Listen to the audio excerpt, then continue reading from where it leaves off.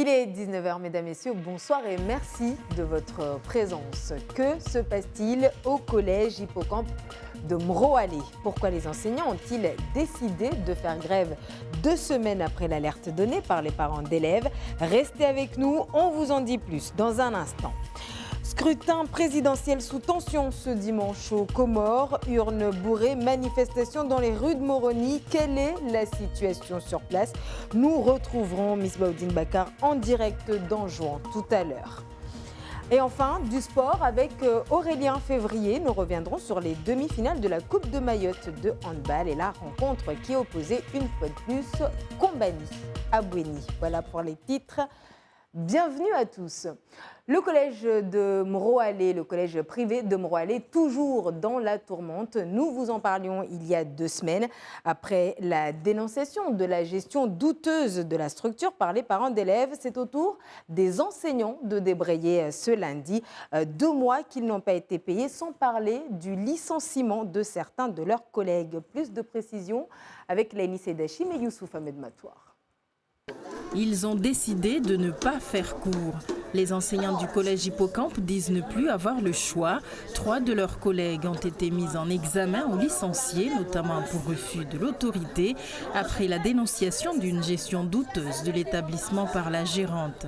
Nous n'avons pas le choix, nous avons fait preuve de bonne volonté puisque nous avons donc travaillé malgré le non-paiement des salaires, mais nous ne pourrons plus continuer. Pire encore, il faut savoir que les licenciements ont été précédés d'une mise à pied à titre conservatoire il y a donc 2 semaines, où il y avait les brevets blancs, il y avait les conseils de classe. Moi, proviseur, je dois conduire les conseils de classe. Étant mise à pied à titre conservatoire, je n'ai pas pu conduire les conseils de classe. Cela fait 2 mois qu'ils ne perçoivent plus de salaire et les promesses de la direction de les payer qu'en avril ne passent pas. Le personnel ne veut plus continuer ainsi et demande la révocation ou la démission de la directrice. Certains ont des charges, certains n'ont plus les moyens de se véhiculer puisqu'il n'y a pas de bus, ne peuvent plus se rendre au collège. Certains ne peuvent plus manger à midi. Donc nous sommes tous dans une situation catastrophique et il est hors de question que nous puissions travailler encore un mois sans être payés. En effet, le collège bleu serait dans le rouge avec près de 60 000 € de loyer impayés, 160 000 € non réglés au transporteur qui a cessé d'assurer le ramassage scolaire. Les parents ne souhaitent pas s'immiscer dans les affaires internes du collège Hippocampe, mais demandent à la directrice d'arrêter de prendre en otage leurs enfants. Nous sommes profondément catastrophés par ce qui se passe en ce moment. Et nous regrettons vraiment de constater cette situation de blocage qui se traduit par un arrêt des cours qui sont donnés à nos enfants et certains d'entre eux étant en situation de préparer des examens. La direction de cet établissement nous a vendu beaucoup de vent, beaucoup de mensonges, beaucoup de choses qui aujourd'hui, après analyse, s'avèrent être des contre-vérités qui sont parfois graves. Donc nous leur disons stop. Nous ne sommes plus d'accord qu'ils jouent avec la vie de nos enfants. La direction de l'établissement, qui n'a pas souhaité s'exprimer devant nos caméras, a saisi le tribunal de commerce dans cette affaire. Le jugement aura lieu demain. Après la réunion, voilà que Mayotte, à travers la plateforme d'intervention régionale de la Croix-Rouge, la Piroie envoie du matériel humanitaire aux sinistrés du Mozambique après le passage du cyclone Idaï. Ainsi, 21 tonnes de matériel étaient acheminées ce matin avec l'aide de la Marine nationale. Vous le voyez sur ces images tournées sur le quai. Issoufou Ali Adzaoudi ce matin en présence de Yassine Bouanali, président de la Croix-Rouge Mayotte, qui est au micro d'Abdou Kafé Mohamed. On fait un chargement de sortie des matériels pour envoyer au Mozambique. Donc là, par rapport au cyclone qui a touché Mozambique, donc on fait sortir au moins 21 tonnes de matériel d'aide humanitaire qui part aujourd'hui avec les moyens militaires pour la Mozambique. Donc le matériel sera accompagné avec moyens humains jusqu'à là-bas ou... Alors non, là on fait qu'une sortie de matériel. Mais on n'envoie pas de personnel pour l'instant pour la Croix-Rouge française. On a déjà des personnels qui ont été envoyés à partir de la Réunion. Donc ici, on fait partie de tous les matériels. Donc les matériels seront réceptionnés sur place au Mozambique. À Mozambique. Aux Comores, au lendemain du scrutin présidentiel, certaines voix s'élèvent pour parler d'une mascarade d'élection, d'un scrutin joué d'avance. Scrutin suivi de quelques échauffourées ce dimanche à Moroni. Un reportage de nos envoyés spéciaux Misbah Oudine Bakar et Daniel Abdou. Au lendemain du scrutin, Moroni se réveille doucement. Le célèbre marché de Volo-Volo prépare ses étals. Oussam, lui, s'est déjà installé pour vendre ses disques. Il a bien voté hier, mais il regrette la manière dont l'élection s'est déroulée. Ces élections ne passent pas bien parce qu'il y a des vols, il y a des troubles dans le pays, il y a même les responsables du pays, ils ne font pas de responsabilité. Les sujets n'ont pas le droit de pratiquer autre religion que celle de leur souverain. Il faut dire que dimanche soir, la nuit a été un peu mouvementée. Comme ici, non loin du palais du peuple, le bâtiment qui abrite l'Assemblée des députés, des jeunes voulaient absolument en découdre. On veut montrer ce que Azali fait dans ce pays. On veut lui montrer que ce pays ne lui appartient pas. Il ne convoque que urnes alors qu'il nous laisse voter tranquillement. Dès la fermeture des bureaux, Mouni Baraka, qui fait partie du collectif des candidats, n'y va pas par quatre chemins. On ne reconnaît pas la légitimité du gouvernement actuel. N'en parlons plus du colonel Azali. Ça veut dire que nous ne sommes pas prêts à reconnaître les résultats qui seront proclamés par la CENI, parce que je sais que ce ne sont pas des résultats. C'est tout un pays qui retient son souffle. Les prochaines 24 heures s'annoncent décisives. Et ce matin, d'ailleurs, des manifestants ont été dispersés par la police à Moroni, portés par les candidats de l'opposition. Ils étaient près d'un millier à scander en chœur Azali Nalawe, comprenez Azali dehors, avant d'entonner l'hymne national. Les manifestants souhaitaient se rendre au palais du peuple, lieu du dépouillement des résultats, pour, je cite, empêcher le pouvoir de valider les résultats frauduleux des élections. Au final, c'est au gaz lacrymogène qu'ils ont été dispersés par la police, ce qui a causé quelques blessés légers parmi les candidats. Écoutons l'un d'eux au micro d'Ibrahim Youssouf. J'ai tant de remarques. Ici, vous pouvez voir là où c'est cassé. À peu près, je ne sais pas, plus de 10 ici au pied. Ici, il y a 2 seulement sur le bras. Donc, je ne sais pas si c'est grave, mais on ne m'a pas signalé que c'est grave. On m'a donné une piqûre pour apaiser les douleurs et je souhaite que ce n'est pas grave. Nous avons décidé de faire une marche et puis on a voulu que nos électeurs soient témoins. Alors, si le peuple rejette cette mascarade d'élection, on sait très bien, tout le monde le sait qu'Azali n'est pas voté. Moi, je sais que j'étais premier dans 5 villes de Mbadjini. Nous sommes venus aujourd'hui à Moroni quand nous avons vu le rassemblement de tous les candidats avec leurs partisans. Moi, j'étais en moto, mais j'ai arrêté ma moto tout près de Gare du Nord. Mais j'ai suivi la marche pacifique jusqu'à El Marouf. Mais quand j'ai vu comment la situation se dégrade, j'ai eu l'idée de me replier vers mon village. Et voilà pour ces réactions recueillies à Moroni. Et nous retrouvons tout de suite en direct de Moutsamoudou, à Anjan, Misbah Oudine Bakar. Bonsoir Misbah. Alors, quelle est l'ambiance sur place 24 heures après le scrutin ? Bonsoir, génial. Alors, Moutsamoudou était dans le noir, mais le courant est revenu à peine. Il y a également des soucis de liaison et de connexion. Vous l'aurez compris, nous sommes en juin et on vient d'arriver il y a à peine 1 heure. Et on sent que le climat est tendu. Les gens sont un peu plus méfiants que d'habitude. De l'aéroport jusqu'ici à Moutsamoudou, c'est environ une 15aine de kilomètres et on a été contrôlé 2 fois par les gendarmes qui sont stationnés dans tous les ronds-points. Et arrivé à Moutsamoudou, nous sommes rendus à l'hôpital Hambo.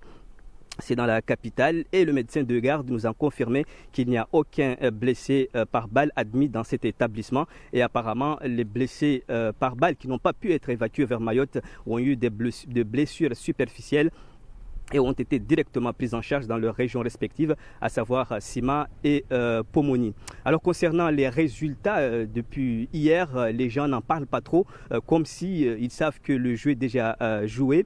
Ils n'espèrent pas beaucoup de changements.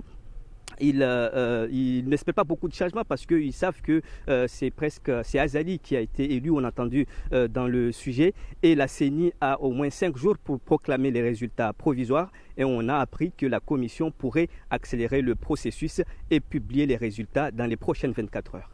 Merci beaucoup, Misbahoudine Bakar, pour toutes ces précisions. Misbahoudine Bakar en direct de M'Tsamoudou à Anjouan devant la caméra de Daniel Abdou. Et sans surprise, vous le savez, ce qui se passe aux Comores est suivi de très près chez nous par la communauté des îles de l'archipel. Je vous propose d'écouter ces quelques réactions recueillies sur place par Yasmine Jaffar, Henri Fina Mohamed et Assad Dirazafitselo. Les élections qui sont passées aux Comores n'ont pas bien passé. Parce que c'était passé des coups d'État ou bien violence. Parce que il y en a, les caisses en vitré sont couvertes avec des cartons. On a trouvé que quand on va au bureau, on a trouvé que les caisses sont déjà complètes. On a vu sur Facebook nos frères tabassés et blessés par balle. Nous sommes loin d'eux, mais ils nous font de la peine. C'est terrible ce qui se passe là-bas. La situation est grave. Certains blessés par balle sont arrivés à Mayotte pour venir à l'hôpital. Au lieu de protéger les citoyens, les militaires s'en prennent à eux et ce n'est pas normal. Tout le monde sait qu'aux Comores, les présidents successifs ne sont là que pour leurs propres intérêts, mais on aimerait juste avoir la paix. Il faut refaire les élections pour que ça soit plus transparent. Les gens n'ont même pas voté que les urnes étaient déjà remplies des bulletins. Et selon nos informations et comme entendu dans ces témoignages, un constat sanitaire est bien arrivé hier soir en provenance des Comores à Musical Plage dans la commune de Bandélé avec 3 blessés à bord dont 2 par balle. Ces derniers ont été pris en charge par les secours et conduits à l'hôpital. Dans le reste de l'actualité, à noter la réception ce matin du CODIM par le sous-préfet chargé de la lutte contre l'immigration clandestine, justement. En effet, le collectif pour la défense des intérêts de Mayotte a fait part, encore une fois, de son inquiétude sur les arrivées clandestines massives des ressortissants africains dans l'île. Une rencontre infructueuse selon le CODIM. Écoutons à ce propos Safina Soula au micro d'Henri Fina Mohamed et Assad Dirazafitselo. Il n'y a pas eu de réponse favorable. Nous ne désespérons pas, nous allons encore continuer à mettre la pression, mais il faut que le préfet s'exprime parce qu'il a l'impression de ne pas connaître réellement la situation et nous demandons à ce que la situation soit maîtrisée. On ne sait pas si ils ont été de loin ou de près à des conflits de leur pays d'origine. D'accord ? Nous avons aussi des cas de maladies qui peuvent, certains en tout cas, peuvent être porteurs de maladies.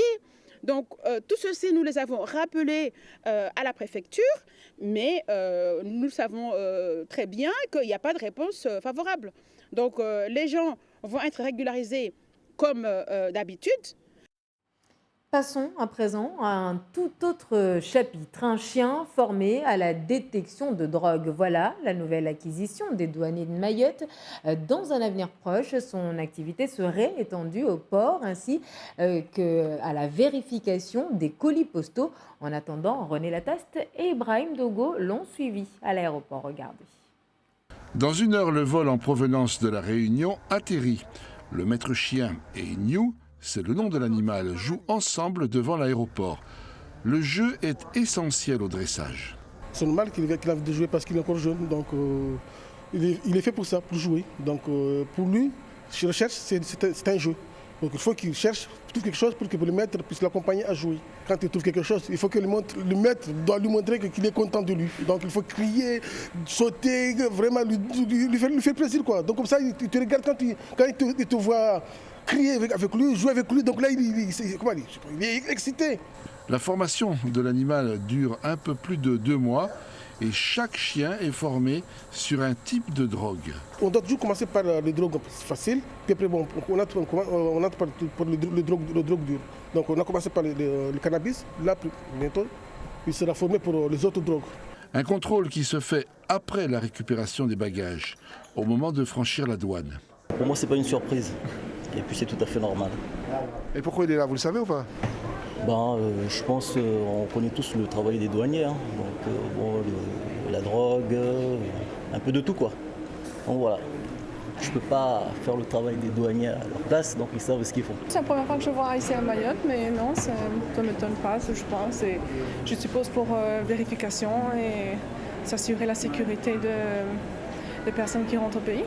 Ce qu'on attend, c'est une technique de ciblage supplémentaire. C'est une plus-value qu'on peut apporter à nos contrôles, au sens où ça nous fait, en plus du rayon X, effectivement, que vous avez derrière moi, nous avons un moyen nouveau qui n'est pas destiné à travailler uniquement à l'aéroport, mais également sur l'ensemble des sites douaniers, voire ailleurs. Ça peut être très bien au port, ça peut être à la poste, ça peut être sur un voilier de plaisance, ça peut être sur un contrôle routier. Pour l'instant, les débuts restent modestes. À terme, les douanes espèrent quand même rentabiliser cet investissement. Et c'est l'heure maintenant de la page sport avec Aurélien Février. Il est 19h16. Bonsoir Aurélien. Bonsoir Génial. Alors Mayotte a bien été représentée ce week-end dans le monde du kickboxing. Oui, tout d'abord par Chayana Laurent. À 9 ans, elle est devenue championne de France ce week-end à Paris dans sa catégorie, rien que ça. Autre médaille également à noter en bronze pour Shaoni Mansour qui est âgée de 11 ans, médaillée donc également au championnat de France de kickboxing. Félicitations à toutes les deux. Et oui, on vient de voir donc Chayana Laurent à côté de son père. Tout de suite, handball, comme la semaine dernière, on a retrouvé Combani face à PCB, mais cette fois-ci pour les demi-finales de la Coupe de Mayotte. Oui, c'est un match que vous appréciez, Génial. Du coup, on en profite. on savoure. 4e confrontation de la saison entre les deux équipes. Bouéni, on le rappelle, a gagné les 3 premiers matchs. Et pour Combani, la victoire était impérative pour aller décrocher au moins un trophée cette saison. Résumé d'un match toujours aussi passionnant sur des images de Farah Housseni. On a encore assisté à une rencontre complètement dingue, comme les deux équipes savent nous le proposer depuis 3 saisons. Combani s'est présenté avec 2 renforts de choc, Emmanuel Telmar et Valérie Ravololo-Nirina, pour tenter de faire la différence dans cette demi-finale de coupe. Les deux équipes se rendent coup pour coup en première période. Combani mène au score une seule fois, laissant les commandes du match au PCB. Emmené par une Bella en feu, la demi-centre a déjà inscrit 7 buts à la mi-temps. Bouéni est devant 14-13 dans une rencontre déjà sous haute tension et le meilleur est à venir. Il faudrait qu'on respecte les fondamentaux à montée de balle, écarter, respecter nos secteurs et ça sera fluide. Il y a 2 problèmes qui se posent déjà, c'est qu'ils ont pris Yassi en indiv et ça je le savais, je m'attendais à ça. Et la défense c'est d'éliminer la malgache, il n'y a pas de solution. Ces filles vont démarrer la deuxième période pied au plancher, écart maximal atteint dans la rencontre. Combani 21, Bouéni 24 grâce à ce but de Niswati Abdou. Temps mort demandé par Ahmed Abdou, l'entraîneur de Combani. Le pivot va jouer ici. Donc certainement, automatiquement, ils vont sortir sur vous et c'est là où le pivot doit travailler après. On a compris? Par rapport à leur montée, vous pouvez jouer glissement après. Prenez votre temps. Ne donnez pas de chance à la gardienne. Ne la faites pas briller. Ne la faites pas briller. Marquez ses buts. Et tout ce qui vient d'être annoncé va se dérouler. En défense, Saboutou Abouenaidi va enchaîner les arrêts dans les buts de Combani. Pendant que de l'autre côté du terrain, Daourina Bouenaidi, elle à son poste de pivot, va sonner la révolte en attaque. Combani revient au score, égalise et fait à son tour un écart déterminant en menant 29-26. Il reste 5 minutes à jouer. Et nous ne sommes pas au bout de nos surprises. C'est pas la fin du monde, c'est que le début les filles, vous allez le faire. Et on va le faire maintenant. Bouéni va revenir au score, il reste une poignée de secondes à jouer et un seul petit but sépare désormais les deux équipes, 29-28. Le PCB a 2 fois coup sur coup l'occasion d'égaliser, raté, le match semble plier jusqu'à cette perte de balle combanienne dans les ultimes secondes. Bella vient de louper l'égalisation au buzzer. C'était la fatigue tout simplement, parce que c'est Bella qui loupe, mais elle a été très bonne tout au long du match. Mais je pense que c'était plutôt la fatigue. Et c'est comme ça les grands matchs, c'est pas grave, c'est pas la fin du monde. Combani l'emporte donc 29-28, le plateau peut exploser, les filles de Combani peuvent exulter. C'est que de la joie, on est contente, on l'a fait, on a travaillé. Je sais, on a perdu chez eux, mais on avait tellement la rage, on s'est dit c'est là, non, on ne va pas partir cette année à 0. Il fallait qu'on gagne cette coupe, il fallait qu'on gagne cette demi-finale pour être bien, pour terminer bien la saison. On l'a fait. On l'a fait. Voilà, vas-y, dis à Titi. Et bravo quand même aux filles de Bouéni qui n'ont pas démérité. À noter que Kombani affrontera Bandélé en finale. On poursuit, Aurélien, avec du basket et les quarts de finale de la Coupe de Mayotte. Oui, une affiche au programme génial entre Rapid Éclair de Pamandzi qui joue les premiers rôles cette saison en N3, opposé donc aux Gladiators de Doujani, invaincu en championnat de R2 et également, on s'en rappelle, finaliste de la Coupe régionale de France en décembre dernier. Retour sur ce choc sur des images d'Assadi Razafit CN. Hamza et ses partenaires peuvent profiter d'un dernier dunk et surtout pousser un grand ouf de soulagement pour célébrer leur qualification en demi-finale. Merci coach. Car Rapid a joué à se faire peur dans le dernier quart-temps, devant tout au long du match avec des écarts plus ou moins grands. Rapid Éclair termine le troisième quart-temps avec une avance de 8 points, 67-59, en s'appuyant notamment sur l'efficacité longue distance. Mais dans le dernier quart-temps, patatras, Gladiator revient au forceps, bien aidé par les rebonds de Mavouna des deux côtés du terrain, offrant des points sur deuxième chance ou en jeu rapide. Résultat des courses, à 2 minutes de la fin, Gladiator a les ballons pour égaliser en se retrouvant à un petit point de Rapid. Mais la suite, on la connaît, Rapid va s'imposer 87-80, de quoi rendre foudrage l'entraîneur de Doujani. Avant tout, j'ai beaucoup de respect pour Rapid Éclair. Par contre, je pense que ce soir, on a été beaucoup plus fort. Mais on n'a pas joué contre Rapid Éclair. Mais c'est l'arbitre les avantages. C'est son équipe d'enfance. Les gars, ils pensaient quoi? On a fait le nécessaire pour que ça soit changé. On voulait juste un jeu équitable. On ne demandait pas mieux. On voulait juste un vrai jeu équitable. Et je vous assure, si c'est à refaire, on le gagne ce match. Gladiator devra donc se contenter cette saison du championnat de R2 après avoir été finaliste de la Coupe de France et donc désormais éliminé de la Coupe de Mayotte. Et basket toujours pour vous dire que cette fois du côté de la métropole, eh bien les U13 de Mayotte participaient ce week-end à l'Eurobasket de Passé. Ça se déroulait en Bretagne et pour une première participation géniale, eh bien, les garçons de Mingo et Datou terminent à la 16e place du tournoi dans un tournoi où il y avait 32 équipes engagé. Puis dernière info, on y tient parce qu'on le suit, ce tournoi top 6 Océan Indien, c'est du rugby, deuxième match et deuxième défaite malheureusement pour l'entente Bouéni Desperados. On rappelle champion à 15 ici à Mayotte, et bien les Mahorais se sont inclinés à domicile face à Chiconi, défaite 43-15 cette fois face aux Réunionnais d'Étang Salé. Bon, ils feront mieux la prochaine fois. On espère. Merci beaucoup Aurélien pour cette page de sport. Et c'est avec vous que nous refermons cette édition. Avant de nous quitter, je vous rappelle le débrayage ce matin des enseignants du collège privé Hippocampe de Moroalé. Après les parents il y a 2 semaines, c'était au tour des enseignants de montrer leur mécontentement. 2 mois qu'ils ne sont pas payés. Ces derniers ne comprennent pas non plus le licenciement de certains de leurs collègues et demandent la démission de la direction de l'établissement accusé de gestion opaque. Merci de votre attention. Darwesh Daouf dans un instant pour le journal en Morée. Excellente soirée à vous et à demain.